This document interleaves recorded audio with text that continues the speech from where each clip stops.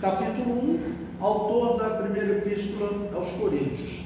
Paulo é o autor desta carta. Clemente de Roma, em 95 depois de Cristo, escreve sobre esta carta e diz que ela havia sido escrita pelo bendito Paulo, apóstolo, porque existem alguns que ainda querem duvidar, né?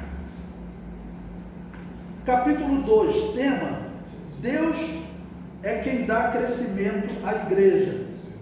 Eu separei aí 1 Coríntios capítulo 3, versículos 6 a 7, que diz: eu plantei, Apolo regou, mas Deus deu o crescimento. Pelo que nem o que planta é alguma coisa, nem o que rega, mas Deus que dá o crescimento. Quando chegar no estudo desse capítulo, nós vamos falar pela questão da divisão que havia dentro da igreja, né? Tá bom? Mas esse tema é escolhido porque exatamente essa divisão, vamos dizer, esse problema de olhar às vezes para uma pessoa ou para outra, isso acontece em toda a história da igreja e vai acontecer até hoje.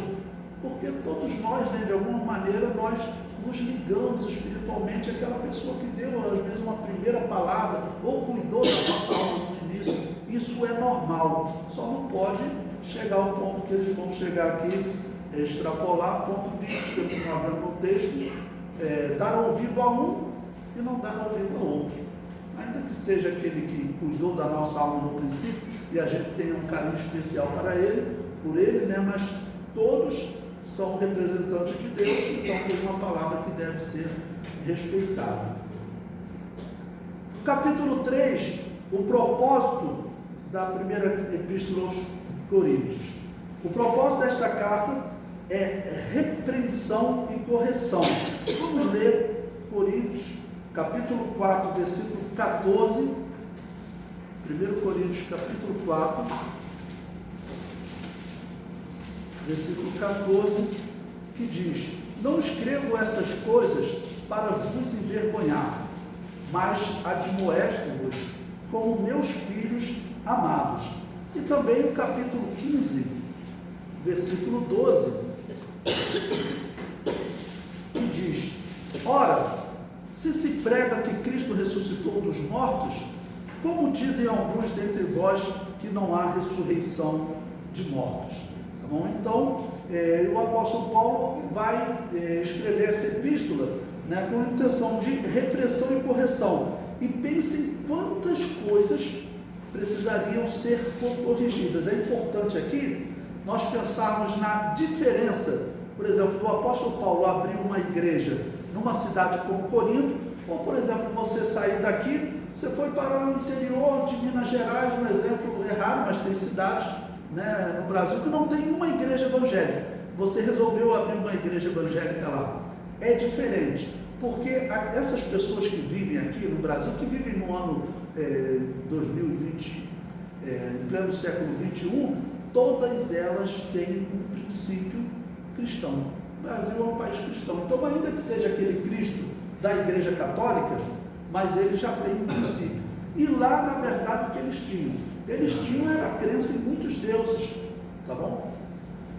E, quer dizer, aquela crença, né, às vezes você chegasse lá, como às vezes tem alguns católicos aí que falam, eu não acredito que Deus opera uma cura lá através de uma adoração a uma imagem. Mas tem pessoas que dizem que ficaram curadas de alguma coisa. E tinham pessoas assim na Grécia também.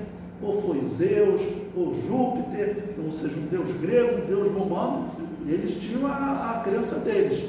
E aí chega um homem dizendo o seguinte, que existe um só Deus, mas melhor saber se deve vir dos judeus.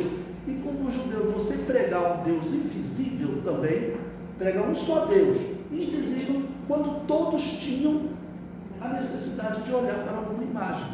Como até hoje muitas pessoas têm. Na Igreja Católica as pessoas têm essa necessidade, tá bom, de olhar para alguma imagem para ela poder ter fé. Se não tomar cuidado no nosso meio também, pode ter pessoas que têm. Tem a fé na irmã, né? Não, eu vou lá na irmã até na pessoa. E ela vai orar e eu vou ficar bom.